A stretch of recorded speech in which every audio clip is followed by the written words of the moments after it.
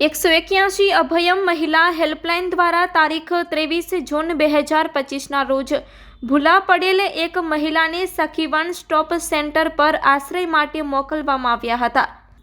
મહિલાનું કાઉન્સેલિંગ કરતા જાણવા મળ્યું કે તેઓ સુરત તેમના દીકરાને મળવા માટે જતા હતા, પરંતુ ભૂલથી બીજી ટ્રેનમાં બેસી જતા બિહારથી ભાવનગર આવી પહોંચ્યા હતા।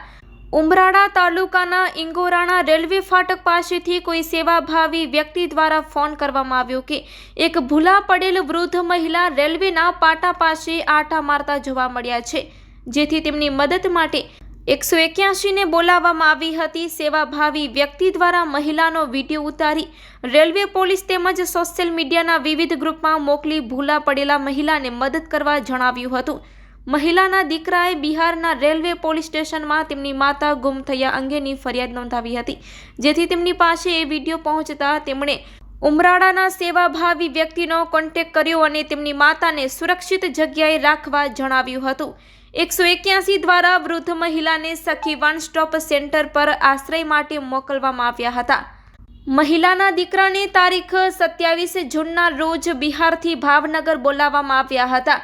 મહિલા રૂબરૂમાં તેમના દીકરાને ઓળખે છે કે નહીં તેની ખાતરી કરવામાં આવી હતી।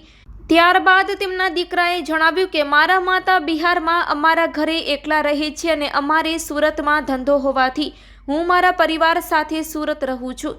મારી માતાને અમારી સાથે રહેવા જણાવેલ, પરંતુ મારી માતાને ત્યાં ગમતું ન હોવાથી એ બિહારમાં અમારા વતનમાં જ રહે છે। હું થોડા દિવસે તેમના ખબર અંતર પૂછીને પૈસા પણ મોકલું છું, પરંતુ છેલ્લા 1 મહિનાથી તે ઘરેથી નીકળી ગયા છે। મેં તેમને શોધવા માટે તેમના ગુમ થયા અંગેની ફરિયાદ પણ બિહાર પોલીસમાં લખાવેલી હતી અને તેમના ગુમ થયા અંગેના પોસ્ટર પણ બનાવી જાહેર જગ્યાએ લગાવેલા હતા, જેમાં આ સોશિયલ મીડિયા ગ્રુપ દ્વારા મારી માતાની જાણ થઈ અને હું તેમને લેવા માટે અહીં સુધી પહોંચી શક્યો અને તમે મારી માતાને સુરક્ષિત જગ્યા પર રાખ્યા અને મારી સાથે મિલાપ કરાવ્યો, જેથી હું સેન્ટરનો ખૂબ આભારી છું। મહિલાનો દીકરાના આઈડી પ્રૂફથી ખરાઈ કરી હતી। મહિલા તેમના દીકરા સાથે જવા માંગતા હોવાથી 1 મહિનાથી રખડતું ભટકતું જીવન જીવતા વૃદ્ધ મહિલાને તેમના દીકરાને સોંપી પુનઃ સ્થાપન કરવામાં આવ્યું હતું। હાલ ભાવનગર જિલ્લામાં Sakhi one stop centre jail ground પાછળ શ્યામલ ફ્લેટ પાસે વિદ્યાનગર ખાતે 24 કલાક કાર્યરત છે। Report by Ejaz Shaikh, Bhavnagar.